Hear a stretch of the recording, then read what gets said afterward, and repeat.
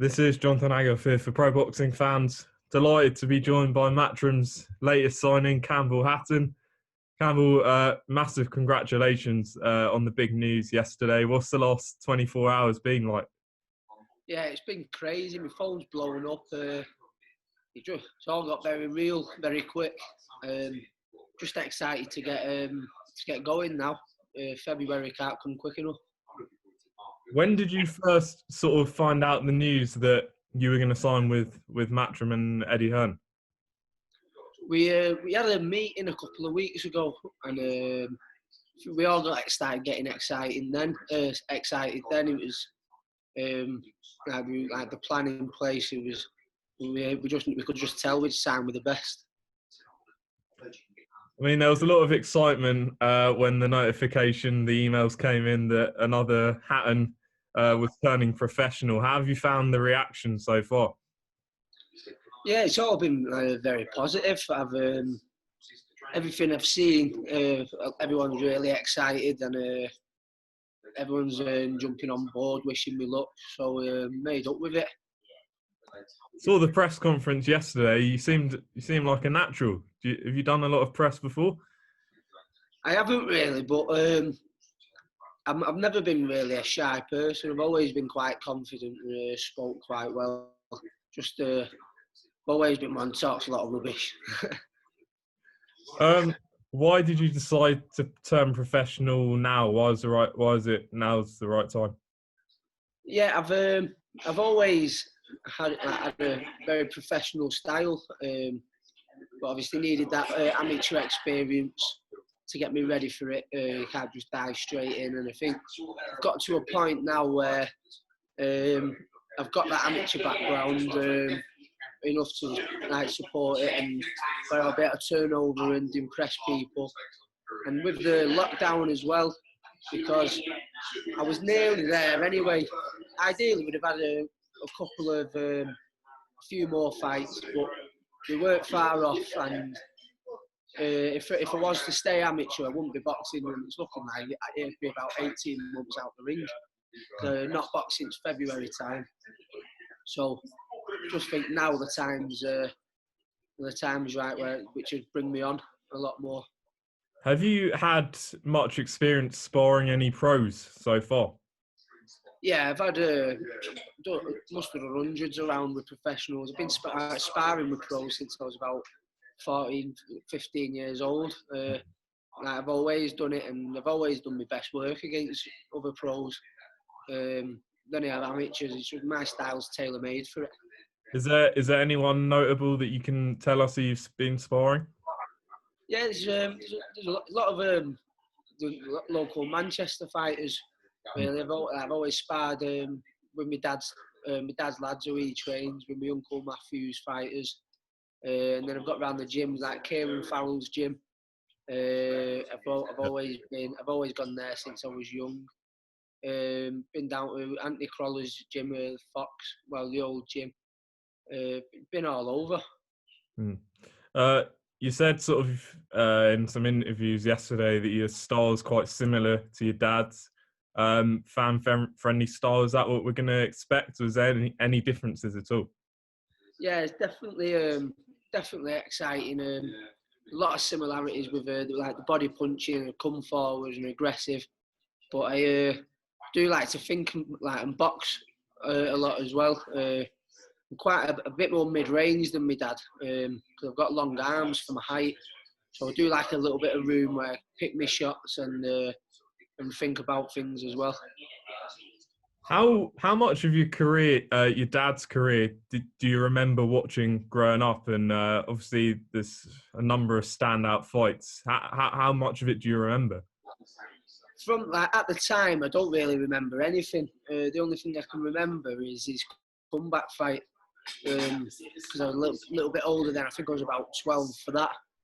So when he was fighting Costa Zoo and Mayweather, I was 6 years old and stuff like that. So I can't really remember much from the time. I just used to remember going in the gym.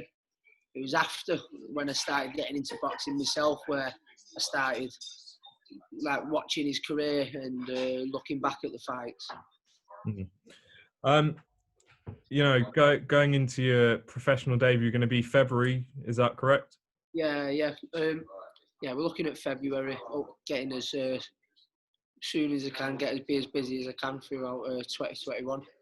I mean, heading into that pro debut, do you feel like you're going to feel that sort of extra weight of expectation? I mean, the public are going to be watching you. I'm sure you know that. I don't want to put the pressure on, but do you feel like you're going to feel that extra pressure?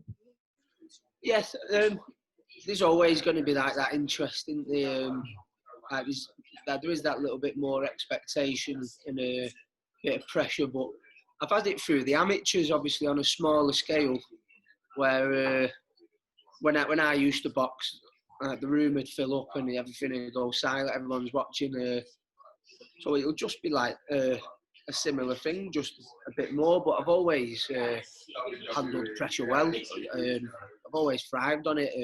It drives me really.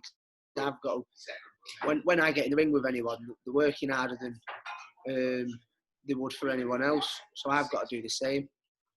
You're starting off at super featherweight. Do you see there's room for you to move up in weights, or do you think super featherweight's where you're going to be? No, I think super featherweight to start with, but I think eventually I'd feel out to be a big lightweight, maybe light welter, but I think eventually lightweight will be like my weight division. Talk me through training alongside your uncle Matt. How's that been going for you, and how have you seen your career progress under Matthew? Yeah, I'm coming on all the time in the gym.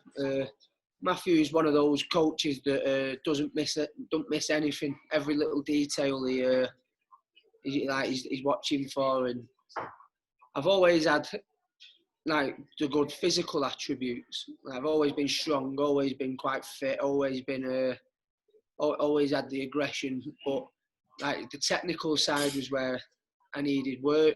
Obviously, being like a quite late starter, and like Matthew's perfect for that because he doesn't miss anything and makes sure everything's spot on. And I've noticed a massive difference. Like working past couple of years, I've been working with my dad and Matthew, and it's just been coming on massively, really quickly as well. I noticed you're also a dad, so you've got extra responsibilities that some 19-year-olds don't have. How important, how much extra motivation is your daughter for you? Yeah, it's massive. I'm not just fighting for myself.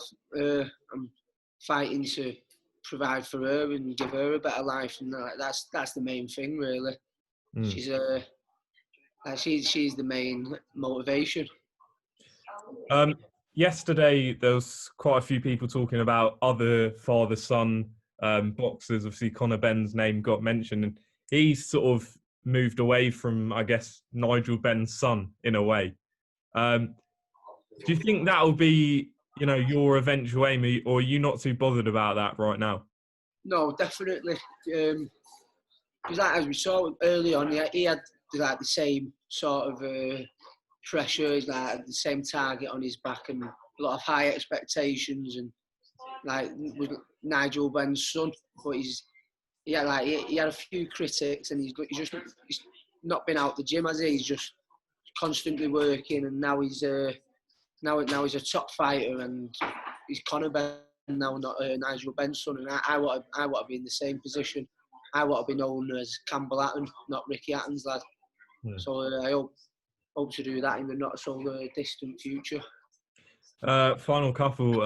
Your dad obviously, took thousands of fans to Las Vegas. He sold out the now Etihad. Are those, I guess, your goals throughout your career? 100%. I do think that's what I'm capable of. I think that you've got a style that the fans will love, and I'm not an arrogant person, which I think the fans will take to as well. And like that's the dream, innit? To box at the Etihad. That'd be amazing. So that's what I want down the line, 100%. Is your ring walk music going to be Blue Moon? Yeah, definitely got to have Blue Moon, bit of Oasis in there. Brilliant. Just sort of lastly, what advice have you been given so far? You've been in the bubble now a couple of days. What advice from either Eddie Hearn, any of the other pros in the bubble, or your dad have you been given that stood out? Everything's been great. I spoke to a lot of people who you look up to on the telly, and spoke to them. And the main thing is has been work hard, really. More specifically, like Eddie said, like when you're turning over, slow the feet down, things like that. Little bits of advice on like the transition from amateur to professional, and enjoy it. It's been the main thing, really, with everyone. Brilliant. Campbell, just the last message to the fans that are looking forward to seeing you start your career in February. So what was that, mate? Yeah, sorry. Just a last message to the fans. Looking forward to seeing you out in February.